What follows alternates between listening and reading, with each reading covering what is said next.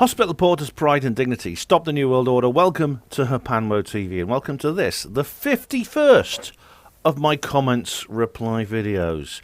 And this is the last one before Christmas and the last one probably I think of 2021. And I thank you all for tuning in and joining me this afternoon. Now, if you're new to the channel, you'll know, if you go through my catalogue, that every so often I do these reply to comments videos. You'll see there's quite a lot of them. And really, the title is self-explanatory. I don't have time to reply to everyone's comments by text, yet I do feel obliged to reply to comments when people post them. Some people post very long, thoughtful ones, and it seems unfair to ignore them, so I always reply to them. And I get a lot of comments. No false modesty, I've got a pretty substantial and popular channel, and so that's why I do it. I don't have time to reply by text, so I make these comments reply videos every so often. Now, you might be thinking, hang on a minute, Ben, this is a 9-hour video. I only want a reply to one comment. I'm not going to watch a 9-hour video just to reply to one comment. Well, guess what? You don't have to. Pardon me. Beneath the comment I'm replying to, I will post a comment myself, a timestamp. It says, thanks for your comment. It will be answered approximately within the, and I say first, second, third, fourth, fifth hour, etc., of the upcoming comments reply videos. So the longest you're going to have to watch is about an hour. And that's not too bad, is it? You just put it in the background, if you like, and just listen to my dulcet tones. And also, another thing is these videos generally getting shorter. They're getting shorter because I do them more often. So I used to do them once every 2 months or so, and now I do them probably every 3 weeks. So, or at least probably every 4 or 5 uploads, I do at least one comments reply video. I try to make it according to how many uploads I have rather than time. Well, that's why. They're much shorter videos. The last one was a 2-parter though, but that's the longest one I've done for ages. They don't go up to 9 hours anymore. The old ones did. Now, another reason for doing these comments reply videos is I enjoy doing them. I enjoy doing them, and they're fun. And what's more, excuse me, you, the viewer, like them too. You enjoy watching them. So, and I know a lot of you watch them all the way through. So that's another reason for doing them. So let us go immediately to the comments and see what we've got here. And you know what? I haven't even scrolled down yet, so I better scroll down. I should have thought of that, shouldn't I? I've got to scroll down to when I last did comments. That's all right. She doesn't take very long these days. I can sort of do it within like just a few pages, and I don't know how long this particular video will be, but anyway. Where were we anyway? Gary Collar says, on what video is? Oh, Never Let Me Go film review. Oh, it's a nice old film. A nice old video I made. Very, very good movie. He says, awesome, getting my popcorn ready. I'll give you a love heart, Gary Collar. I hope you enjoy it. And it's here, so I hope the popcorn's done. Oh, that was for the last comments reply video. This one's for this one. All right, reply to comments 50, part 1 of 2. Well, this is the first new comment on that particular video. That's my last one. Comments reply video number 50. Gary Robbins says, pride and dignity, brother. Pride and dignity. Pride and dignity to you, Gary. I don't know if you are ever a hospital porter, but I think you're the kind of guy I would make an honorary hospital porter. I really would. Okay, we've got a thread already. Oh, it's a long one. Oh, it's Steve-071 and Charles from Project Camelot. This is going to be fun. This is going to be fun. Reply to comments 50, part 1 of 2. Steve-071 says, good evening, Ben. The nights are getting cold now. Had our first snow up here in County Durham coast Friday, the 26th of November. You know, hey, Steve, you know, we actually had some round out then as well, which is unusual. You probably had a bit more since then. We haven't, but it's actually quite mild here. I know up north it's a lot colder, as it generally is. And I hope you enjoy it, because I love snow. I hope you send some down here, preferably at Christmas time. Let's have a white Christmas. Charles from Project Camelot says here, in reply to Steve, seeing as the last exchange went down so well, it's time for an encore. Ben, a titan among mortals. Thanks very much, Charles. I'm not a hamburger with legs like the rest of them, am I? Yeah. And Steve says, they broke the mould. Charles says, the wobble in the jello. Steve, the gin in the tonic. The wine with the cheese. Oh, God. The face on the headboard. The spring in the mattress. The gift that keeps on giving. A yellow bucket is going to be mentioned at some point, isn't it? The winning number on the lottery ticket. Oh, I wish, Charles. I wish. I've got to give you love hearts for these anyway. I appreciate those. Even the wobble in the jelly, I don't mind. There's a yellow bucket coming up.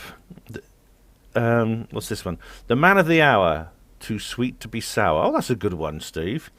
The man who means well with the waistline from hell. From hell. The nipple in a barrel of thumbs. Oh, I don't. The fig leaf on Adam's crotch. That was a tricky one, I'll tell you. Snowfall on Christmas Day. Yeah, that's me. The padding on Santa's butt. The kiss under the mistletoe. Well, not with you, Charles, but I can name a few people. I wouldn't mind. The amnesia in the morning after. Maybe in my hospital portering days. The dumpling in the stew. I think the groan in the Steve mumbling, I think you call me. The girth on Falstaff. Falstaff is a character from one of the Shakespeare plays who's a big chubby guy. The rock in a hard place. Yeah. That's what she said. Anyway, guys, thank you very much for all of those. I think all of them are complimentary. Some of them are distinctly hospital portering in flavour, especially the amnesia and the morning after one. Nice one, guys. Reply to comments 50 part 101. The one and only Hugo Rune. Thanks, Ben. Just started watching. You are only on the intros as I type. Look forward to watching both parts. Hey, Hugo. Keep watching, mate. Hope you like it. You're probably finished by now because this is the 51st comments reply video. Gary Robinson says on the same one, hey, Ben, in regards to the Tesco club cards, you should make a habit of asking the person behind you in the queue if they want the points from your shop. That way you will get a discount on your shopping and they will get the points. But you'll be selling it to them as doing them a favour by giving you the points. Cheers. Right. I might as well do that, Gary. Yeah, before they bloody outlaw it. That's an interesting point. Thank you. Because I would never use it. I would never use a loyalty card from a shop. I mean, it's you might as well just send Big Brother a list of everything you own and buy. I mean, they're probably building up a profile on you, which they'll use for. They're planning a social credit system, and they'll no doubt use this data to assess your social credit status. And I don't want that. But there's no harm in what you're saying. Doesn't do any harm, so why not? Thanks for the advice. Same video, Gary Robinson. I didn't know the director of Local Hero made Gregory's Girl. Very interesting, by the way. I called you Benjamin in that post because I was using my phone and it filled in your full name for me. Haha, cheers. All right. Well, people have called me worse things, Gary, and that is actually my full name, Benjamin. That's what's on my birth certificate. And my mother used to call me, people used to call it, members of the family used to call it me mostly my mother's family called me that.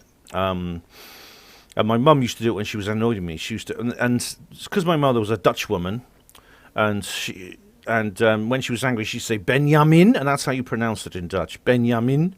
And my grandmother would say, hello, Benjamin. You know, they all call me Benjamin. But I haven't spoken to them for years. As you know from my family sadness video there, I don't really feel any. I don't think it's right to be in touch with them really. Same video, Jack Parker. Side note: we would be surprised how many actresses and models have their teeth surgically removed and replaced with perfect replacements. Yeah, I've heard that, Jack. These are the front top ones, often the ones they do. Yeah. You can actually have your crowns taken off and repaired and placed with artificial ones that are always shiny and white. And I know it's usually the front teeth they do, and it's very expensive. It costs hundreds of pounds. I think it costs like about £700 to have your whole row done. But yeah, I've heard that, Jack. Most people don't bother because it's just too expensive. You've got to have a lot of vanity or a lot of money, probably both, to do it. Because mine. Warts and all.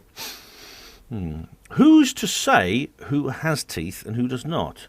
Sometimes just the pointy ones underneath. If that gentleman could pay more attention to what's coming out of the mouth instead of what is visible, he'd be a little more enlightened. All right, I don't know who you're talking about, Jack. You may be making a reference to something I brought up in the video, which I don't remember now. But yeah, I mean, if someone has really, if you get some like old lady, like some old actress, for example, and some of the, you get some of the, I saw some photos of some pretty elderly ones the other day. I mean, there was this video I watched. Oh, these famous Hollywood actresses. Look at them when they were famous, and look at them 50 years later. And you had like, you had all these people like Shelley Duvall and everyone, and what's her name? Not Blair Booth. What's her name? The one who was Private Benjamin, Goldie Hawn, and people like that. And they look. Well, I mean, I think the point of the video is look how awful they look, and the answer is they don't look awful. They just look old. Because these videos, like some of these pictures are taken like 60 years apart. And people change. I mean, I don't think it's old people look awful. I just think they look old. It's just the way we are. And someone actually put this in the comments. Did you expect them to still look the same after like 55 years? Do you expect Shelley Duvall in 2021 to look like she did in The Shining? No, of course not. But it was an interesting video to watch. I didn't recognise some of them. I didn't. Yeah. I mean, someone posted on Twitter. They posted a picture of Kelly LeBrock and Tom Cruise in that film called Top Gun, and they posted a picture of them now. And she said underneath, she said, "It's official. Tom Cruise is a vampire." It was actually Rin McCaillis who did this, Agent Rin, as Charles calls her, and I put a comment. Well, maybe he's just got a very horrible painting in his attic, because she's been watching it. Did you see her video on The Picture of Dorian Gray by Oscar Wilde? She's been reading that book, but also it's probably more likely to be a lot of money spent on all the best plastic surgeons. But sorry, I'm rambling, aren't I? What you do is you get some like really old lady who's obviously wealthy, and she's like wrinkled, and then she has these shiny white teeth. They're probably not real teeth. They are probably replacement crowns. Yeah, so I personally will not be, even if I had the money, I won't be replacing any of my teeth. In fact, if they can last a few more decades, I won't need to, because I'll be dead, and I'll be pleased that I ended my life with them. I've only lost one, actually. A dentist actually told me I had a good chance of keeping them. The last time I went to the dentist, they said that when I had that tooth out, they said, apart from the rest of your teeth looking quite good, Nick, she said, this little Chinese woman, and she said, you probably got a good chance of keeping them. So cool. Anyway, where was I? As Ronnie Corbett used to say, on with the joke.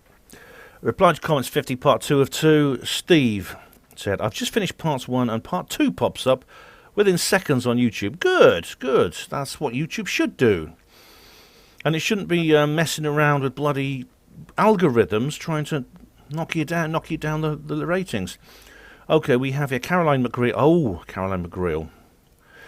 Right, whenever I hear that, we are in a bit like, this is, I don't know if you ever read the Viz comics, but Caroline is a little bit like evangelical. Quick, pretend you're out, it's evangelical. Praise be the Lord. Are you taking the piss on my nights? All right, there's a word here I can't read because I think it's in Icelandic, I'm not sure. Something sorcery, and all nations were led astray.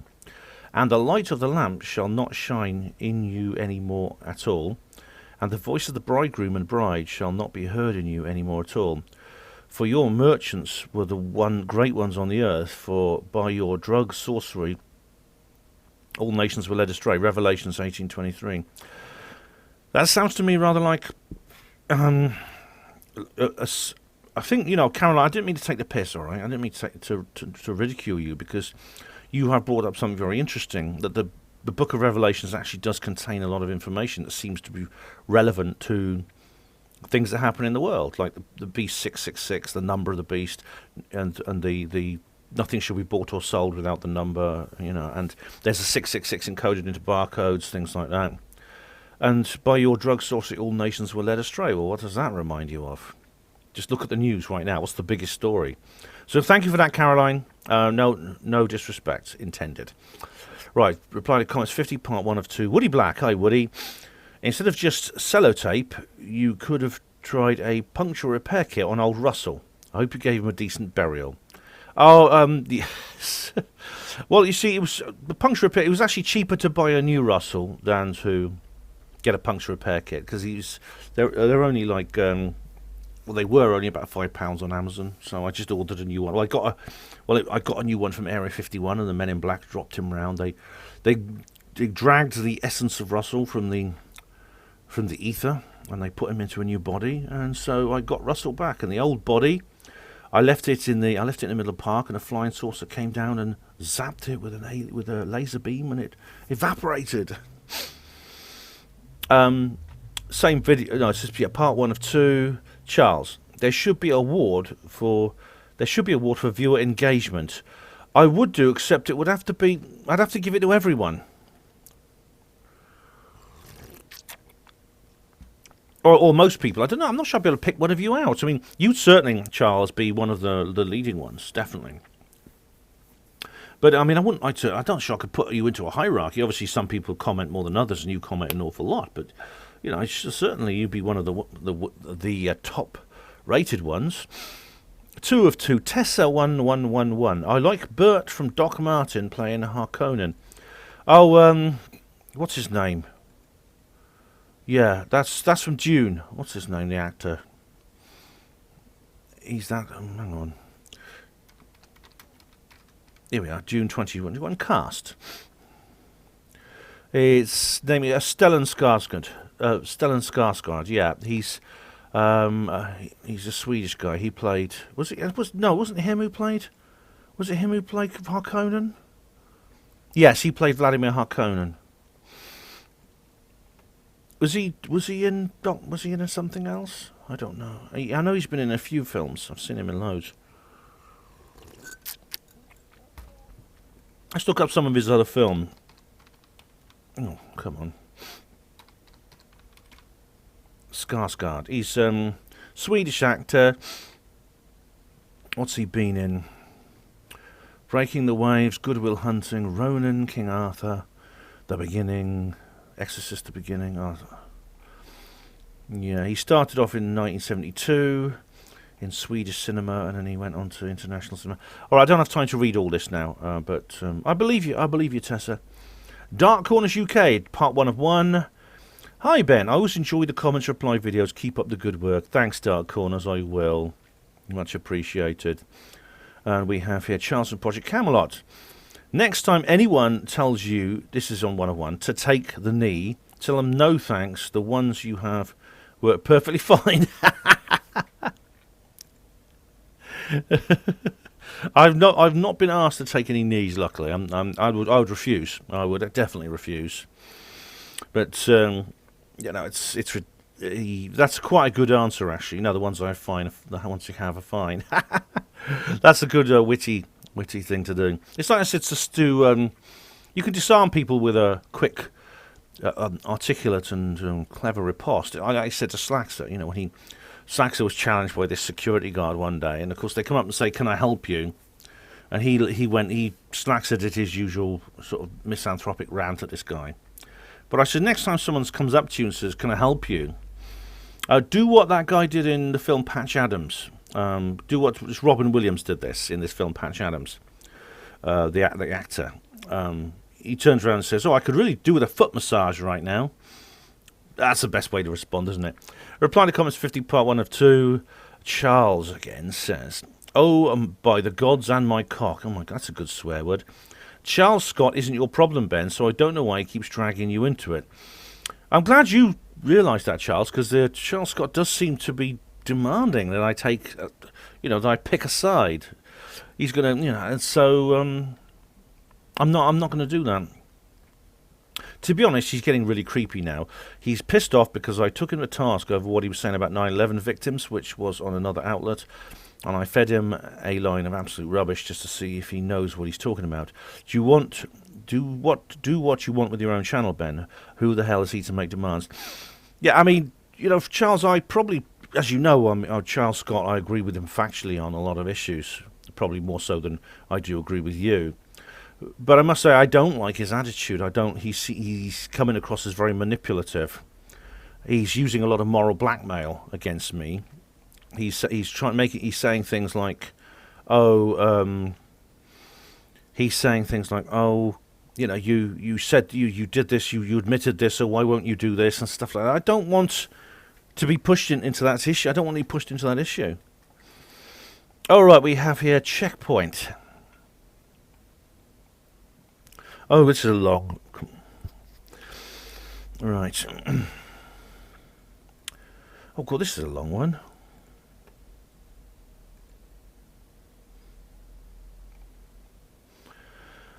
Okay, shall we start with the fact that Marcus Allen is a member of the Interplanetary Society? I know, he joined. He said he joined.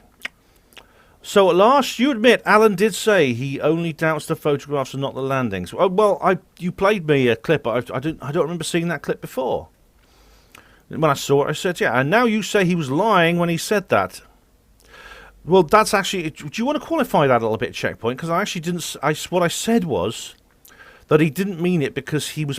in that situation, he probably made a concession he doesn't believe in. When you say lying, you imply that he's trying to fool them in some way. He's trying to manipulate them. He's in a premeditated manner, which is a different thing altogether. Checkpoint goes on.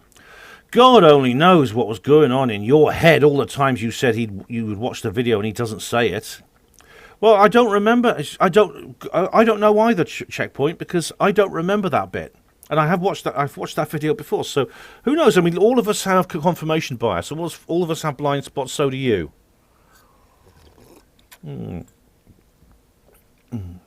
So, one has to ask in his beloved Owlist site, which he mentioned all the time, being misleading when it says, and I quote, "In fact, Marcus Allen's personal view is that we did send men to the moon, but the photographic record of Apollo is full of unexplained problems." Well, if that's what they say on Owlist, that's what Marcus reported in the meeting. But you're having long conversations with Marcus myself, I don't believe he thinks that. I don't recall. Anyway, here we go. How about when he told us the society he's never claimed nobody been to the moon? You didn't mention that, even though I did, and it's right there in the bit you watched. Yeah, we've been through that Checkpoint. I think we've established that now. Allen was asked by email why he told the society something different to what he tells the Woos. He replied, but refused to answer. And we've got a YouTube link here. What's this?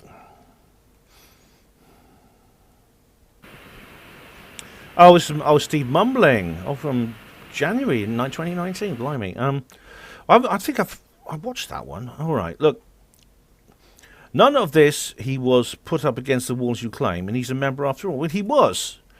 If you look at the situation he was in, he probably felt under a lot of pressure. Oh, here we go. Right, you do slip into a Liverpudlian accent from time to time. Actually, you do it in response to me regarding Allen's lie. See, I was joking.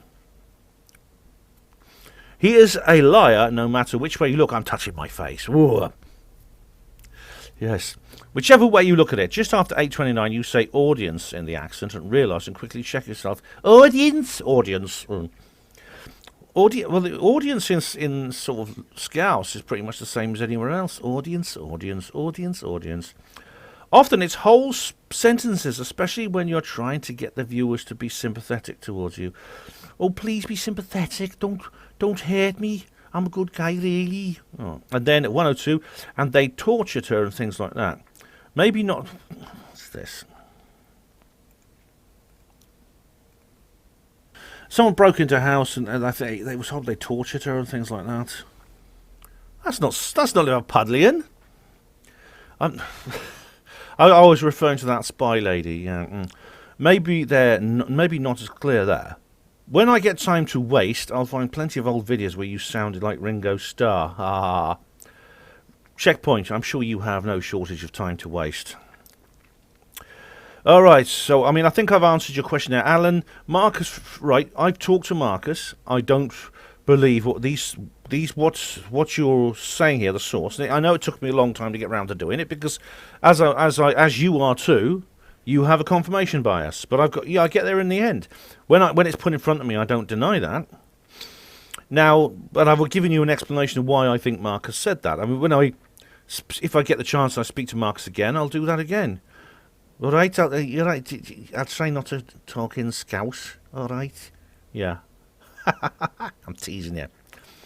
Trading Standards said BioShield was a scam and worked with the City of London Police Action Fraud Squad to get the website shut down. So yes, Ben, someone did call the police and Trading Standards. As with most online scams, it was back up and running quickly. Close one site, another pops up. It was a scam. Yes, the police did get called, and they did take action. Did Parks get a pinch? No, but that's not because he wasn't involved in a scam. I'm not sure anyone's been arrested. The law isn't as black and white as you think. In fact, it's very complicated. Not over things like this. Oddly enough, and it's reading and watching James Randi that's given me an understanding of all this sort of thing. If they've actually not pressed charges against Simon for something like this, then probably there are no charges to press because he's not doing anything wrong. I didn't actually look into the BioShield thing very, very detailed. It's probably based on orgone energy, which is, if that's the case, then it's actually not a scam at all. And in fact, these things do work. But I mean, like I said, I don't know enough about that. But from what I gather, if it was you commit deliberate fraud like this, as James Randi has explained, they will bring the law down on. The law will act on that, and you will get into trouble. If the stick did work as stated, then it would be illegal in most countries. Think about it, blocking people's access to 5G over an 80-metre range. That means if Liberace upstairs had one, you and your neighbours and their neighbours would not be able to use 5G. Using a device like that is illegal, so it's illegal if it works, a scam if it doesn't. Yet Parks didn't get his collar felt. Well, he must have done. Maybe he hasn't told anyone. I don't know. I mean, this is going to come up later, by the way, because someone else makes a similar comment along these lines. Now, it could be that it doesn't actually work over 80 metres range. It could be it may work only at 3 metres range or something like that, that'll be perfectly okay. I mean, how does this thing work? I mean, see, all right, I'll admit it. I actually have not looked into this BioShield thing in detail. I certainly don't have one. I don't intend to buy one. But let's just have a look at exactly how it works. Maybe it functions. Maybe the reason Parks hasn't had his collar felt is because this thing actually does what it says it does. That's probably what happened. It may be that there was an outer court meeting and Simon proved that it works. It could be that simple. Maybe that's why he hasn't got his collar felt. Because if you follow James Randi, you'll know that people like that, once the law is committed to take hold of things, in other words, you report it to Trading Standards and they investigate, then once that stage is reached, prosecution almost always follows. It's like that. Do you remember that? What was it called? That bomb detector thing. Do you remember that thing Randy shut down? There was this Irish guy selling these things that were supposedly bomb detectors. It took a long time to get, but once the investigation began, it was shut down very quickly. Okay. Notice how the electronic devices you buy have commonplace certificate, that sticker, usually in the battery compartment, and statement in the manual that means that it's been tested and don't interfere with other devices because that's illegal. Well, only unless the intention of the device is to interfere with other devices. For example, if there's a 5G mast near me and I don't want it affecting me, I could use it to block out those rays. Parks isn't going to protest his innocence. He's hoping to get his followers to forget about his transgressions or make bullshit excuses for him, as you do for Marcus Allen. Well, how do you say it's bullshit excuses when I'm giving you answers? Rather than just calling the bullshit excuses, why don't you explain why I'm wrong? I mean, it looks like you've made an attempt to do that with Marcus, and I've given you another reply. So you provide a rebuttal to that checkpoint. Okay, you do not go along. You do not just say, oh, well, you're making excuses. Bullshit excuses, all right? Because you say you want to be a judge at a tribunal. If you're appointed, you are, but you can't behave like that. And believe me, this comment is not going to help your selection. Because you are obsessed with non-tribunal drama. And I think I know why that is, because I think I know who you are. Jesus, that T-shirt is covered in dirty sweat stains. No one in their right mind would appear in a pre-arranged video looking like that. That's just dirty. Yes, I think I know who you are. Yes, I think I'm going to have some fun this evening, but let's leave that bit till later. We'll leave that till later. Right, reply to comments 50, part 1 of 2. Hugo Rune. Oh yes, you can drink in the Emirates. In fact, as a resident, I had a liquor license that allows a good amount of beer every month.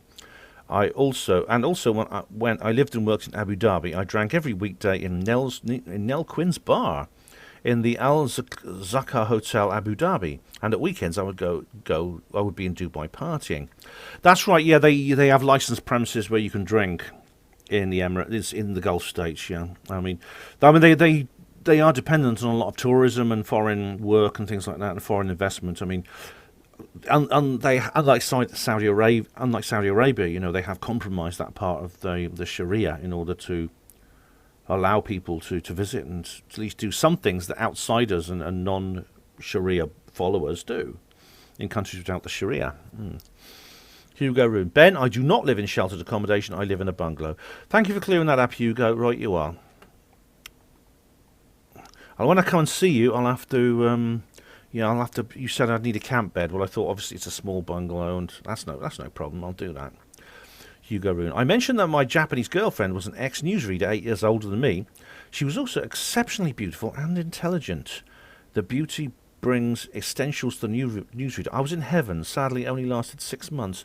Oh, I'm sorry, Hugo. I mean, it sounds like you were very fond of her. And yeah, only 6 months. That's a shame. But you know, you found her beautiful and intelligent. Yeah. Sounds like you were quite smitten by her, and yeah, I don't know. Have you been in touch with her since? I mean, I guess she'd be like. I mean, you yourself, I know you yourself are not young, so I mean, she'd be a good old lady, but you know, she might like to get a letter from you. Who knows? I mean, you may even be able to meet her again one day. I'm not saying you could get back together after all these years. You know, but you could be friends. You know, I've been friends with my ex partners and things like that. You know. Okay, Hugo Rune, same video. For you and all who watched your video, I use cannabis constantly. It suppresses my severe spasms in my legs due to my paraplegia. I know you were telling me about that. A lot of people with nerve damage do use cannabis for that purpose. My mother did as well. She had multiple sclerosis, and it caused a lot of pain, and it caused spasms and things like that too. And it was extremely uncomfortable for her. But using cannabis actually helped her. But I have tolerance. Very annoying, that is, as I never get stoned, just relaxed. Oh, cool. I would happily go into hospital for a couple of nights a week with no access to my cannabis. That would wipe out the tolerance, and I could get stoned again. I would get stoned again. I really do miss it. Well, you don't have to go to hospital. Just quit for a short time. I mean, would that be okay? I mean, would you be able to take other things for your spasms? I don't know. But I know it's a very beneficial drug. What you said actually reminds me of Graham Hancock. I don't know if you're familiar with Graham Hancock, but he has an interesting experience with cannabis because he used to smoke it like so much. He was like a one-man reggae band when he was young. I mean, he said he wrote most of his early books stoned, and but he started abusing it. It got to the point where he was addicted, and he was like all drugs, you know, he misused it, and his ayahuasca experience actually helped him overcome that. But it's a very interesting story, Hugo. He tells it quite well on one of his Joe Rogan interviews. Can't remember which one. It was one of the solo ones he did, not the ones with Michael Shermer or that other guy. Part 2 of Hugo. Power cuts. I was watching your part 1 of this vid yesterday evening, suddenly with no power. It came back and dropped out numerous times, and I was off for a few hours. I was in bed at this time by 11 p.m. High winds here. All right. Did you have batteries in your device, whichever you were watching it on? I mean, I have a desktop here which is connected to the mains, but it has no battery relay. I mean, if the mains went off now, the computer would simply switch off. With a laptop, it's often you have a battery relay, and you can actually, depending on the kind of battery it is and the kind of computer, you can sometimes get a couple of hours out of the relay. Gary Robinson. You know what, though? The high wind shouldn't affect the power because the UK power cables are underground. Here in Mexico, our cables are above ground, so the power goes out when it rains. Same for goes for the USA. Yeah, Gary, I know. I've heard that in parts of North America, the actual electric grid is very old. It's very old-fashioned. They're always talking about the need to replace it. The only reason they don't do it is because they can't afford it. Certainly the US and Mexico can't afford it. I think in Canada maybe they can. I don't know. There's Trevor Murray, who lives he used to live in quite a remote part of Canada, but now he lives in Ontario, and there's a good electricity supply there. Funny enough, when I lived in West Wales, Lamberton, when I was a kid, I remember there was constant power cuts. It's a rural area, small town in West Wales. Hugo says, very good point. I live near Sherwood Forest, and I think you were right. But the power here was up and down numerous times. Thanks for that. I will inquire.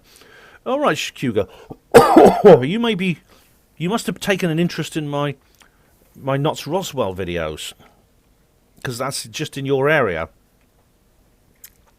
Gary says to Hugo, coming from the UK, I've always been amazed at how bad the power cabling infrastructure is here in Mexico and across the border in the USA. Even in the big cities, the power cables are routed through very wobbly-looking wooden posts, and the slightest bit of bad weather knocks them out. Good luck with it, mate. Gary, yeah, where was I? I was reading somewhere because it was one of the anti-Biden things, Let's Go Brandon sort of things. They were talking about the electricity infrastructure in the United States, which Trump was fixing and had plans to fix. He didn't have enough time. Basically, the whole thing needs modernising really badly. I mean, if there was a solar flare, USA would probably be hit worse than almost any other country, because some countries do at least have circuit breakers. Right, Hugo Rune. 2 of 2, Hugo Rune. Cannabis medication, Rick Simpson and others. I grew cannabis, pressed a lot of it to make rosin. Oh, right, rosin. What's that? I know Carol Rosin. The last card. The last card. You will stop the weaponization of space. But I've never heard. I know what rosin is. Let's have a look. But you make it from cannabis. Rosin. Rosin, called colophony or Greek pitch, is a solid form of resin obtained from pines and some other plants. All right. Mostly conifers. Yeah. Oh, right, I see. Rosin. Yeah. That's interesting. And there's some rosin things here. Pharmaceutical rosin. I know there's I know resin. I know what happens is that resin actually resin fossilizes into electrite or amber, and you get like the little. I know you get the little insects and things trapped in the electrite. I think it's called electrite when it has like little impurities, and it's amber when it doesn't have impurities. But the impurities have the DNA in it from which they make dinosaurs in Jurassic Park. I've never been to Jurassic Park, you know. I'd like to go there, of course. Some people say it's a movie, and it doesn't exist, but I think that's just a conspiracy theory myself. I think it's real. Okay, so that's what rosin is. And I gave it all to a cancer patient who thanks me for it as it's helping him. I must find out more tomorrow, and I'll let you know. Sadly, not able to produce any more rosin as the police confiscated my grow. Yes, confiscated, not charged with anything.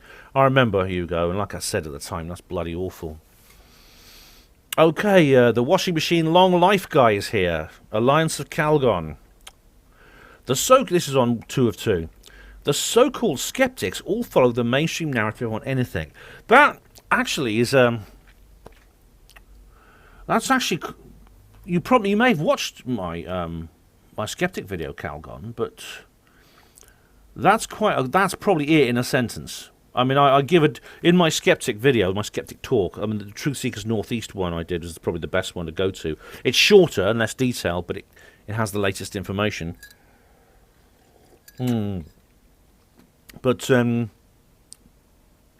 that's a good summary in one sentence, I think. Yeah.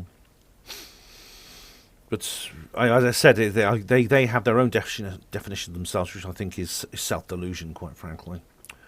But Charles says underneath here, just you wait, hamburgers with legs, all of you.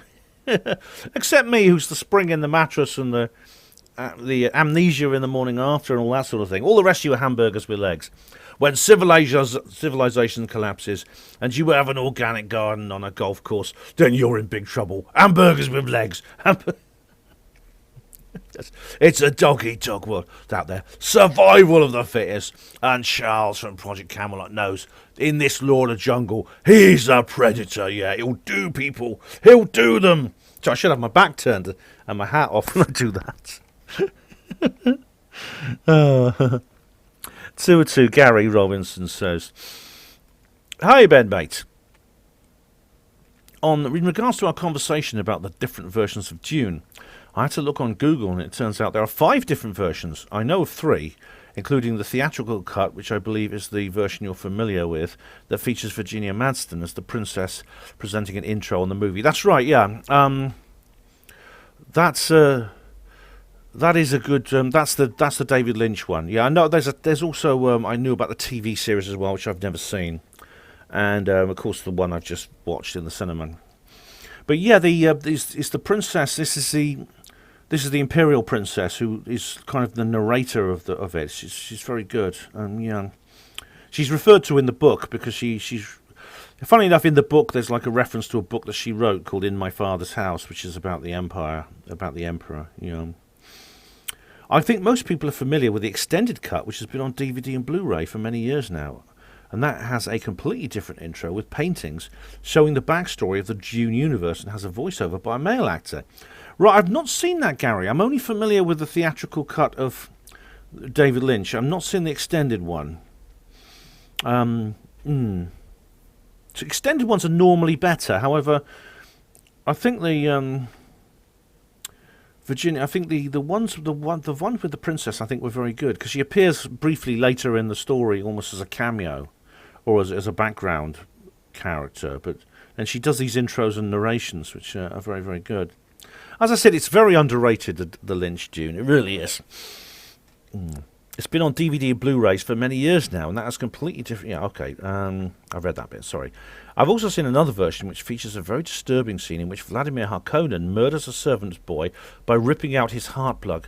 That's the Lynch one. I think that's the same one, Gary, and it's the Lynch one. Yeah, that's a very uncomfortable thing to watch, and indeed it is described in the book.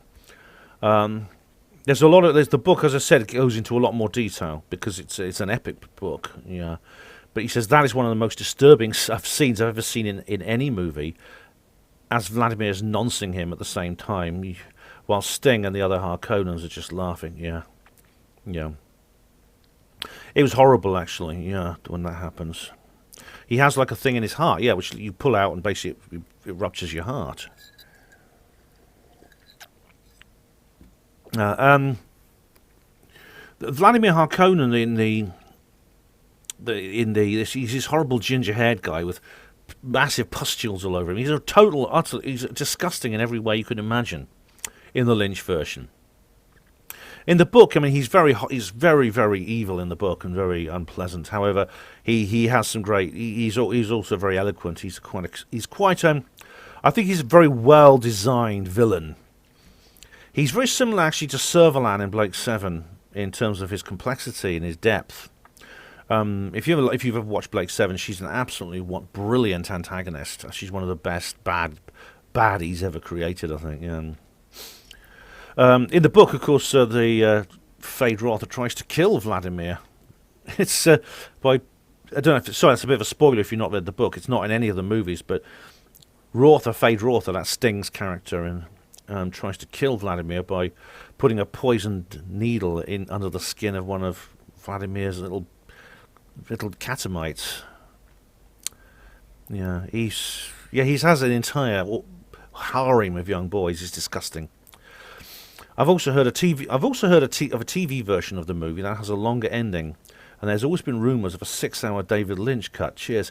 Right, the TV movie, it's in multiple episodes, so it is longer. I've never seen it. I think it was, I can't remember the network it came out on. I think it might have been Sci-Fi.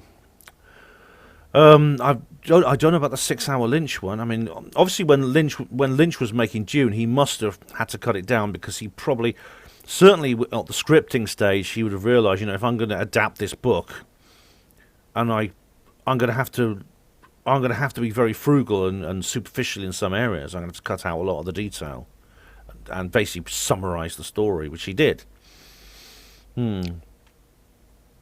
Okay, reply to comments 2 of 2. But thanks for the comment anyway, Gary. I'll look into the 6-hour Lynch if that's the case. Maybe it was actually produced and edited down. I don't know. You can have movies. You can have feature films of that length. I mean, some feature films usually stop. Very few are over 3 hours in length. There are some that do stretch for a couple of hours more. And the Das Boot, the original Das Boot, was like 5.5 hours. People think it's like a serial because it's always serialized on TV. But the original Das Boot, the German film about a World War II U-boat, was originally like 5 hours long. I've read the book, but it's based on. And yeah, it was a movie. It was shown in the cinema in its entirety. Gary also says here, you're right about one of the stormtroopers having the THX 1138 code. There are a number of other George Lucas movies that have THX 1138 references hidden in them as well, but I can't remember offhand which ones. I do know that Indiana Jones and the Temple of Doom features a bar called Bar Obi-Wan. Oh right, I didn't see that in Temple of Doom. I love the Temple of Doom. It's a great movie, and I've never noticed that. As for the THX 1138, I didn't see it in the movie. I saw it in Alan Dean Foster's novelisation, where one of the stormtroopers has that like code name. But I didn't know it was. Is it in the movie as well? Okay, Kevin Green. Oh, this good blimey. This is an old one. Alternative View 2, Part 1 intro. Good grief. That is so long ago. When was that? Oh, God, I feel nostalgic now. It was in the good old days of the good old days, I tell you. All the more poignant now we've lost Ian R. Crane. God, I miss him. I really miss him. Just imagine what he'd be saying about the current situation in the world. Kevin Green says, hi, Ben. This was back when I first came across alternative information. I saw the advert for AV2 on Sky Channel 200. Oh, my goodness me. Oh, Nostalgia City. Sky. Oh, yeah. Oh, God. Do you remember Edge Media? Oh, dear. Those were the days. And was shocked to realise that I had completely forgotten David Bellamy. Ian, yeah, oh, you see, unless you're above a certain age, you wouldn't remember him. I just about remember him because when I was a kid, he was presenting nature programs like Up a Gum Tree and the Backyard Safari and things like that. And then, of course, he was cancelled. He was cancelled before the term cancelled even existed in that context. Kevin goes on. Ian himself was taking ticket inquiries, and I got 2 tickets for Sunday evening when David Bellamy and Ian R. Crane were speaking. I checked the information that they gave as well, and other stuff from Sky 200, and realised that these people were being both truthful and accurate. Ian was a modest titan, and I will never forget him or David Bellamy. Thanks, Kev. Thanks, Kev. Oh, that's great. That's a lovely, lovely comment there, Kevin. I'm giving you a love heart. The videos that are still on there, I mean, they're still on YouTube. I'll just double check, actually. But they should be on AV2 David. They should be on there. I mean, you should be able to find them by searching. Yes, here he is. Professor David Bellamy, OBE, Challenging Orthodoxy. Oh, God, he's so good. And this is it. And Edge Media, sponsored by Edge Media TV, controversial TV. Oh, goodness me. I've been unsubscribed from them as well. Oh, alternative. There's an alternative view channel, and all of them on there. And this is put up in 20th of May 2015. The conference itself, I think, was it 2009, something like that? I can't remember. I can't remember exactly when, but yeah. But thanks for that lovely comment, Kevin. It was I never met you when you were there. Well, we may have bumped into each other. I was there, and you might have seen me with a small blonde lady. That was my partner, Sue, at the time, Sue Ostain.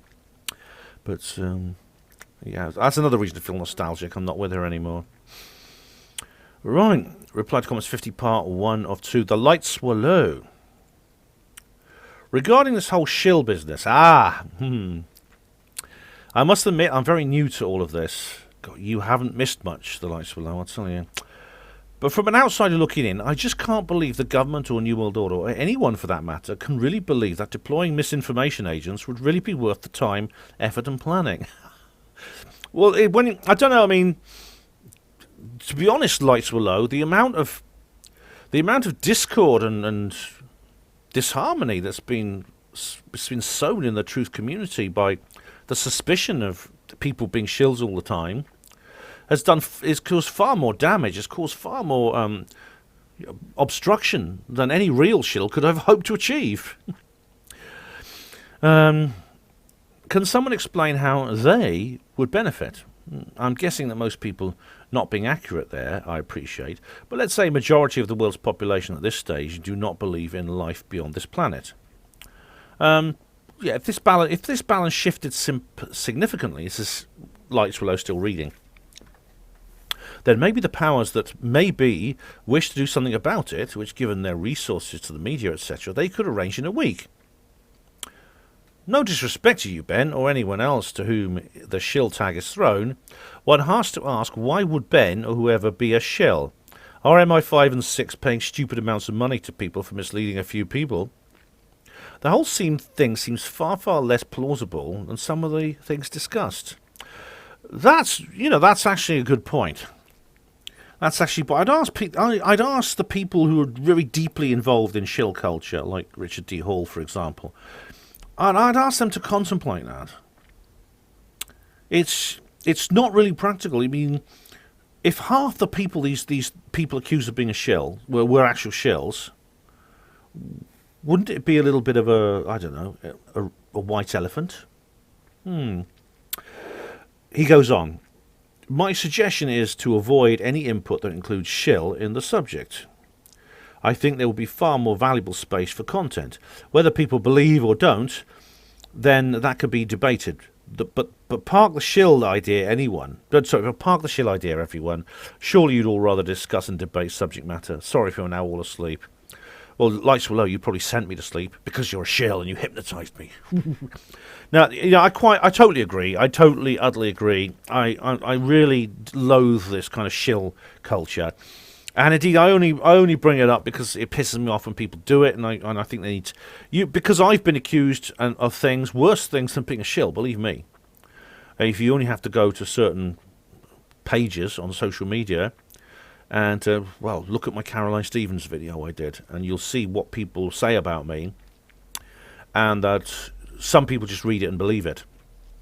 This is why I feel that it's necessary to try and rein this in a little bit. So that's why, but I try not to focus on it too much. I do try to take your advice here and discuss and debate subject matter. I much prefer that,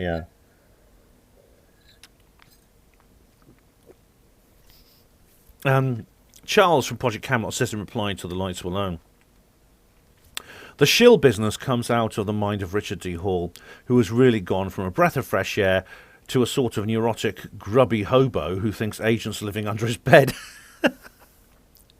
I think that's a bit. You're being a bit too hard on Richard there, Charles. But I know what you mean. He has changed considerably since he started out. I don't think he's ever been a neurotic, grubby hobo, but he does think agents are under his bed, certainly. But he's not the only offender here. I mean, he's not even the worst. Shill culture is pervasive throughout the entire truth movement.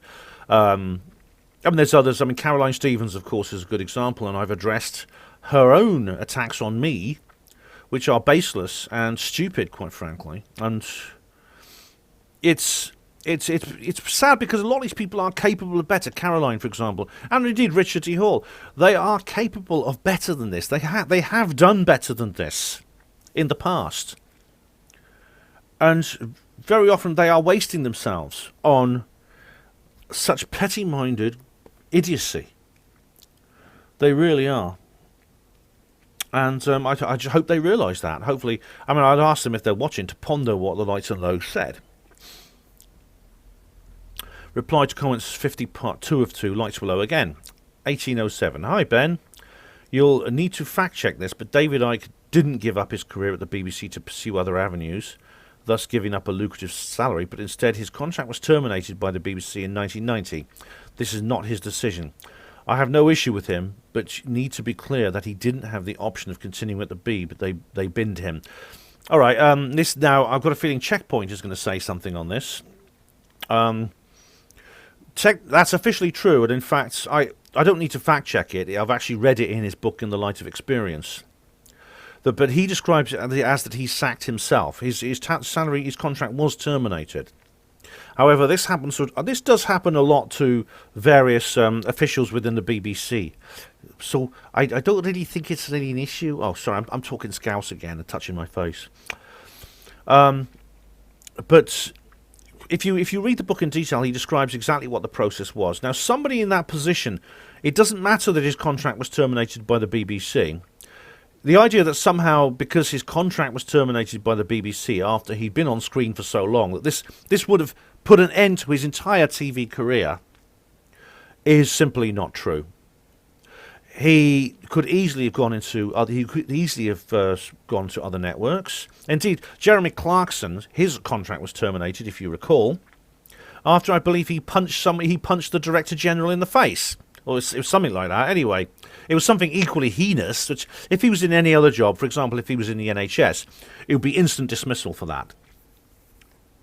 Yet, so what's he doing now? He's presenting Who Wants to Be a Millionaire. If you get anyone on screen who people know, will be valuable to one network or another. And if his contract was terminated, he would have been picked up. He'd have been picked up by ITV. I mean, Desmond Lynham, if you remember, deliberately went over to ITV. So yeah, technically it was not his decision to have his contract terminated, but it was his decision not to continue with a media career. He did give up a lucrative salary to do what he's doing now. He gave up a potential future lucrative salary, even though he lost his salary, which wasn't his choice at the BBC. He could have easily just simply hopped over to another stepping stone without his feet touching the water and got another salary with another network. He chose instead to put the chairs out himself and put them away at the end in Devises Town Hall. So I'm glad Checkpoint hasn't actually replied to you, because then I'd have to repeat all that again. And I know who Checkpoint is now, and I'll be saying more about that later in the video. But yeah, it's so it's not quite as you say. And if you read that In the Light of Experience, you'll know what I mean. David Smith said, it wasn't his fault, though. Who can afford to keep the Son of God on the payroll? Well, there is that. Who knows? Who knows how negotiations went, eh, David? Where's that reminds me, I've got to go and find Checkpoint's. Here we are. I'm just finding Checkpoint's channel page, because I'm going to need that later. And here it is. And it's, oh yeah. So, not surprisingly, it's I'll say more about. All right, I'll leave that for later. Now, where are we? Okay, back we go. Up to. Well, thanks for the comments. That's interesting. I'm glad you brought that up. I'm glad you brought that up. The lights were low. Right, notice of Alt Tech exclusive. Q debunked. Tina Silver says, sounds ominous. Ominous. It is ominous, Tina, to make a video about Buanon, because it's an anonymous thing. That's 17th letter, isn't it? Reply to comments 50, part 2 of 2. The lights were low. Hi, Ben. I just a thought, but next time you and Colin are together, is there a chance you could film a 3-minute skit of you both as Little Britain's Lou and Andy? Grab a wheelchair, obviously, but it would make a classic anti-woke watch. I'm sure HPANWO viewers would love it. I won that one. I have seen Colin since you put this up 2 weeks ago. The lights were low. I'm afraid we never got round to doing that. I'll see if my friend, comrade, and space brother is up for that at a future meeting. Reply to comments 50, part 1 of 1. Mr. Gianluca Viali, another bloody Scotsman. They get everywhere. I thoroughly enjoyed listening to this upload, Ben. Many thanks. You're perfectly welcome, lad. Bluebeam says on notice of Alt Tech exclusive Q debunked, I think Ben is secretly Kennedy, who isn't dead, and is waiting in the new winning. And waiting is the new winning. Oh, well. I am actually not John F. Kennedy or John F. Kennedy Jr. And if I were either of those gentlemen, I wouldn't be able to tell you, would I? Anyway, that's the end of an hour, guys. Stay tuned. Don't go away, because there'll be hour number 2 any moment now. Well, I'll take a little break, but for you, it'll be the next moment. All right, guys, I'm back. And we're going to go straight to Reply to Comments 50, Part 2 of 2. We have Unwashed and Somewhat Slightly Dazed. Right, it's not to be confused with Nick Unwashed, who I was on with Thomas Bard and Reese. This is someone different, but that's a good name anyway. Unwashed and Somewhat Slightly Dazed. That's like me after a double shift at the JR. Ben, you're a good guy, but your take on Mr. Parks, it seems, is more about your personal connection with him rather than the actual information he puts out, of which I'm sure some of your viewers are referring to. Anyone who's watched his content, and I have for a number of years, could easily conclude his info is clearly lies, hopium, and made for those easily led. And I'm no shill, just a truther with a bit of integrity, and can sniff bull a mile off. Right, well, my personal connection to Simon is, I don't really have a personal connection as such. I only speak to him when I meet him at certain places. I've exchanged emails with him a couple of times. So he's not a close personal friend of mine. I'm not a member of the Connecting Consciousness network of which he runs. You don't now. I know that there's people who he's got very harsh critics online, and I know that he has been reported to the police for various things, as we've heard already. As far as I know, that's. I'm waiting. I want to see what comes of that, because if it turns out that if he's convicted properly in a court of law, don't expect me to defend him. And I'll be coming on to that later, because someone else has said something about that. And you conclude that some of the info is clearly lies and hopium. Now, I don't know what you're referring to specifically there.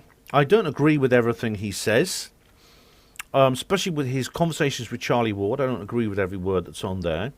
However, I don't believe it's all lies. I mean, if you've watched my Alt Tech exclusive, which I put the notice to Alt Tech exclusive Q debunked. If you watch the Alt Tech exclusive Q debunked, you'll know that Ooh, am I going to start talking Scouse again? Because I keep doing this. Right. You'll clearly see that when people say things like hopium and stuff like that, I think I know what you're referring to. You're referring to the 17th letter, and I have my own views on that, which I ask you to examine. And I think we're in a situation here where there's a bit of a bandwagon now behind, condemn Simon Parks. And a lot of people are jumping on it. Yet Simon Parks, firstly, has not actually received a criminal conviction yet. He's also not faced any kind of tribunal of the type that I suggest. So, you smell bull a mile off. Be more specific. I'll look at it. And in fact, Charles from Project Camelot is replying to you here and says, "Yeah, I'm worried about Ben too in regard to Parks.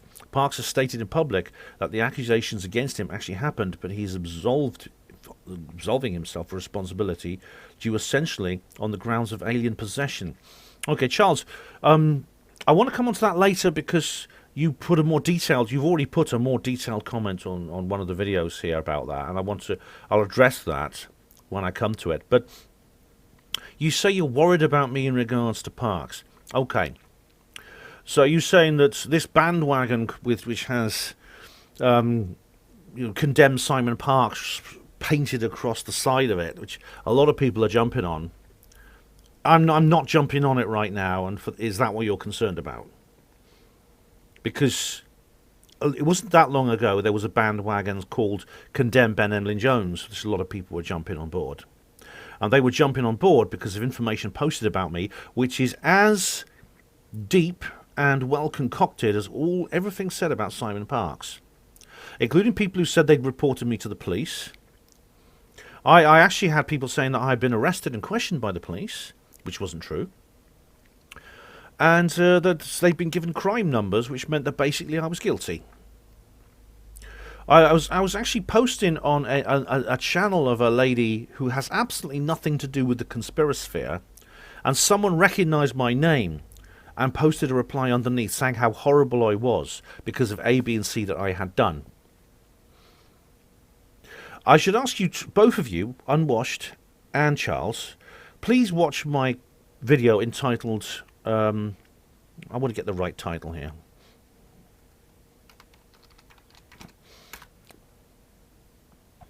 In fact, I'm going to show it to you. Please watch this video. Where is it? A reply to Caroline Stevens. There it is. You can find it on my channel. There's the URL there. Okay? Please watch that video. Because what you will see on there is a 33-page... I address a 33-page document which must have taken days to write, all about me. Now, if someone is, and it's very, very detailed, and it's superficially very convincing. I mean, I say convincing in the sense that it has a lot of emotional pressure. It's actually, logically, it's a complete morass, but who needs that? So there's no need to be worried about me at all, and I'll say more about that, I think, later on, because, Charles, you have already posted a comment, and I know you posted it, and I want to reply to it, okay? Charles from Project Camelot, reply to comments 50, part 1 of 2. There was nothing inspired about Armageddon and Deep Impact. It was good TV, but space shuttles don't have their own fuel supply for a start, so it was just popcorn entertainment. Screenwriters just don't work for a single studio, and will often have a number of deals going on using the same idea. All right, that would explain it. As for inspired, I mean, well, all fiction is inspired in some way. I mean, I have my own influences in my own fiction, which you may be able to spot, actually, if you've read my fiction. Roswell Rising, Novel Disclosure, £10 from all good bookshops.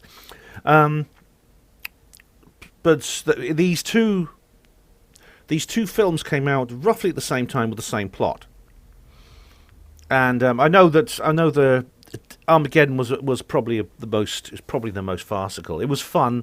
It was an interesting film, and it was quite good in places. But the idea that you get some guys off an oil rig and put them in a spaceship and launch them off to deal with an asteroid is really hilarious. And it is popcorn entertainment.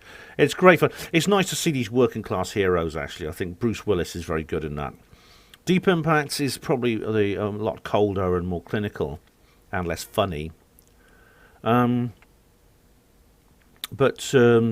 it's got nothing to do with anything going on in the real world. It may have something. I mean, there's this Comet Elenin thing probably emerged out of it, which was. I don't know if you remember the Comet Elenin thing. I know that Project Camelot were going on about it. I know you're from Project Camelot, but I just look at it and think, hang on, it's only because it's called that name, and it's like Ellie, the asteroid. I didn't see any other reason to think that Comet Elenin was anything special. It was discovered by a Russian astronomer called Elenin, which is how it got its name. All right, guys. But that's interesting. I know that sometimes films do have similar themes. For example, I mentioned that in 1996, 2 films came out which were very similar. One was Independence Day. The other was Mars Attacks. One was a really bad, exceptionally bad alien invasion movie, and the other was The Antidote. Like I said, it was a parody of that very genre, and I loved it. All right. Charles Scott says. You'll be pleased to know that if you reply back to this factually evidence-based comment, even if it's derogatory, I won't be replying back. Oh, good. I thought you were the one who said you wanted to let this go, Charles, and I hope you will. All right, I'm not going to read Charles. I don't want to read this all again, if you don't mind. I'm going to read it quietly to myself, just for a moment.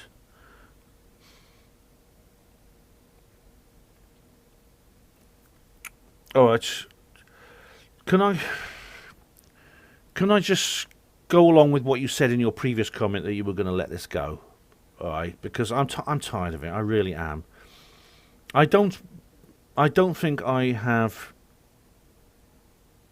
I don't think I've done what you said. I don't think I'm quite what you're doing, what you say I do. I think you're trying to manipulate me, and I don't like it. And you said you were going to let it go, so can I let it go now, please?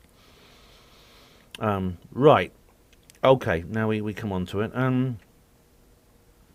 Reply to comment 50, part 1 of 2.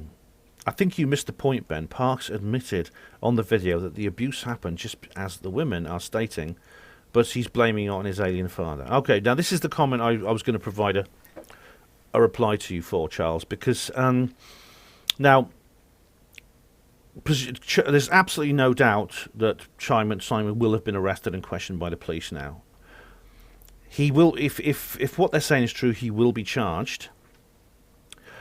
And I think, based on what we've heard, that would carry a custodial sentence. Now, at the moment, as far as I know, Simon is walking free. There's been nothing in the media about it. The news would be covering it by now. Okay, so I think the thing what you have to do now is be patient. And now, my advice to you, well, it's actually not you I'm advising. It's Stephen Cambion, and it's all the other people who have made videos, and various people who've mirrored his video, because it's been mirrored at least once about Simon. Is that they should delete those videos. If you're watching, guys, delete those videos. And the reason is that he may withdraw his confession. It will go to trial, and his defense barrister will say, look, my client cannot have a fair trial because there's a huge amount of material on the internet basically prejudging him. Cases have been dismissed because of this, and guilty parties have walked free. So Stephen Cambion and everyone else has to delete everything they put on the internet about Simon Parks. Okay? That's my advice to you to do. According to these people, they have this little Me Too heroine they were all lauding, and they were all applauding, and they were all sort of like patting on the back and passing her tissues and things like that on this video. They say there are other women who we are talking to who are what was it said? Other women are going to come forward. We're in the process of interviewing them. Well, please do not. If Stephen Cambion, if you're watching, do not do that. And all the other people in your team, your anti-Simon Parks tendency, all right, please do not do that. Tell them to do not interview them, and certainly do not broadcast anything they say. You need those women to contact the police. All right, that's what's happening. At the moment, as far as I know, Simon is still walking free, which leads me to think this is just my current assessment, Charles. Okay, Simon, as far as I know, has not been charged yet, and this has now been going on for about 3 or 4 weeks. So the police obviously are not. They are not charging him right now. If he's been charged, he's been bailed. If he's been bailed, then obviously they're not scared. The police don't mind him wandering around, which could indicate that he has retracted his confession. Because saying I did it but an alien made me do it is essentially a confession under the eyes of the law. You can't go to court with that defense. He may have retracted his confession, and in which case it is being investigated.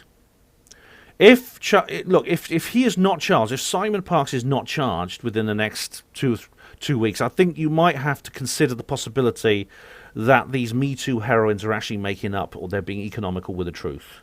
It wouldn't be the first time, would it, Charles? Are you open to the possibility that Simon is actually being lied about?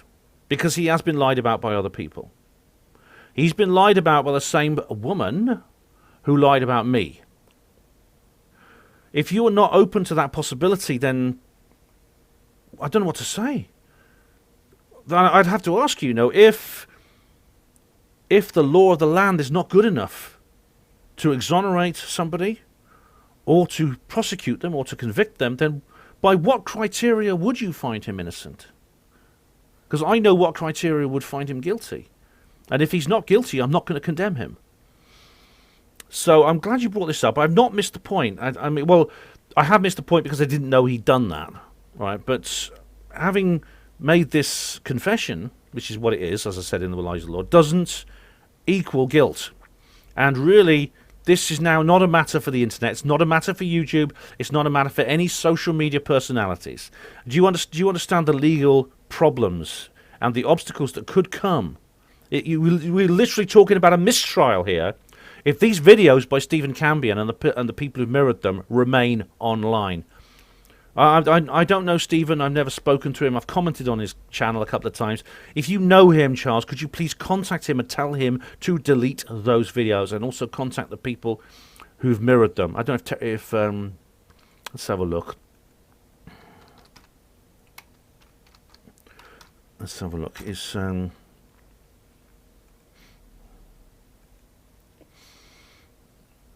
Let's have a look. No. Oh, it's gone now. Terry Joyce used to have a mirror of Stephen Cambion's video, but she's deleted it. Very wise, Terry. Very wise. Okay, but I if there are any other mirrors, those people need to delete them. Stephen Cambion needs to delete the original, because this is a serious matter. It's a very serious matter. So I hope you understand what I mean now. I hope you understand my points regarding this.